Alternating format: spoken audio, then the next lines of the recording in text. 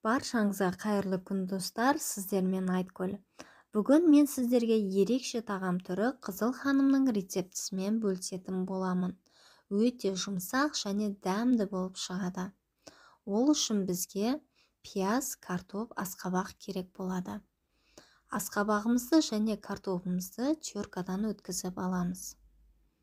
Және үлкендеу ыдысқа салып, ұсақтап туралған пиязымызды салып, 1 шай қасық тұзымызды салып, жақсылап араластырып аламыз. Бұл тағамды картоп және пияздан да жасасаңыздар болады, етті қажет етпейді.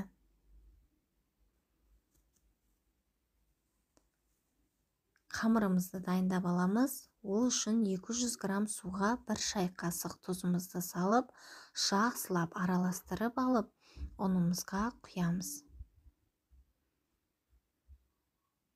Және қамырда түйіршік қалмайтындай етіп, қамыр илеп аламыз.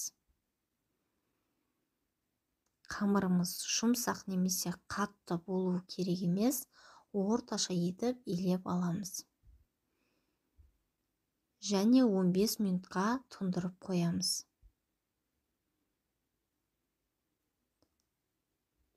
Дайын болған қамырымызға кішкене ұн сеуіп, жайып аламыз. Қамырымыз қалың болмауы қажет. Бір тегіс етіп жайып аламыз.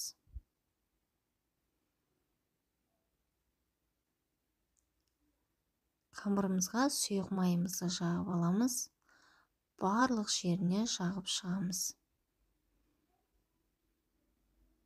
Барлық жеріне жағылуы керек, өйткені ханымымыз құрғақ болып шығып қалуы мүмкін.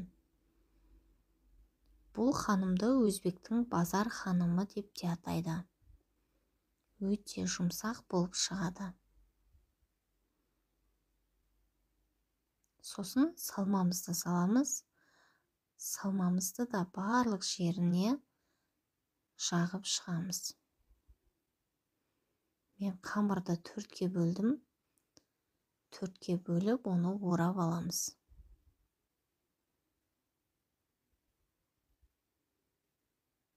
Дайын болған қамырымызды мантаваркаға салып, үстінен кішкене май жағып, 35-40 минутқа отқа қойып қоямыз. Сол аралықта соусымызды дайындаймыз. 50 грамм майымызға томатымызды салып, жақсылап араластырып аламыз. Оттың астын орташа етіп қоюымыз керек. Және де 1 шымшым тұзымызды салып, және араластырып аламыз. Бұл соусты тамақтарыңыздың көлеміне қарап жасайсыздар. Және кішкене су құйып, араластырып аламыз.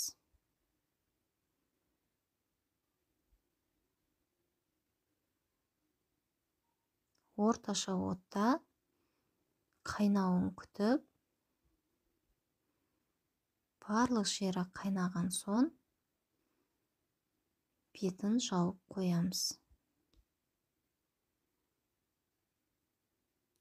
Міне қайнап шықты. Енді оттан алып шетке қойып қоямыз. Міне дайын болды. Қамырымызды турап болғаннан соң, соусымызды үстінен құйып шығамыз. Өте жұмсақ және дәмді болып шығады. Мен әсемдік үшін пиязды қолдандым. Осындай рецептілерді менің каналымнан көргіңіз келсе, менің каналыма тіркеліп, қоңыраушаны басып, лайк басып, комментария жазып кетіңіз. Астарыңыз дәмді болсын.